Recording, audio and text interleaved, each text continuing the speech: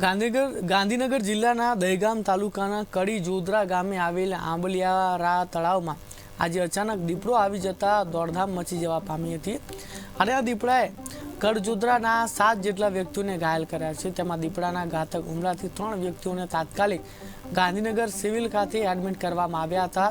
તેમાં ઝાલા કાળુસિંહ, રતનસિંહ, નાથુસિંહ, હિંમતસિંહ ઝાલા, વિશાલ ઠાકોર, વિક્રમસિંહ, કાંતિસિંહ ઝાલા, રાજુસિંહ, હરદેવસિંહ ઝાલા જેવા 7 વ્યક્તિઓને દીપડાએ બચકા ભરતા લોહી લુહાણ કરી નાખ્યા છે અને સમાચાર આ ગામના સરપંચને મળતા તાત્કાલિક ફોરેસ્ટ વિભાગને જાણ કરાતા તાત્કાલિક આવીને દીપડાને પકડવા માટેની કાર્યવાહી હાથ ધરી છે અને દીપડાને જાળીમાં નાખ્યો, પરંતુ દીપડો સટકી જવા પામ્યો હતો, જાળીમાં નાખ્યો હતો।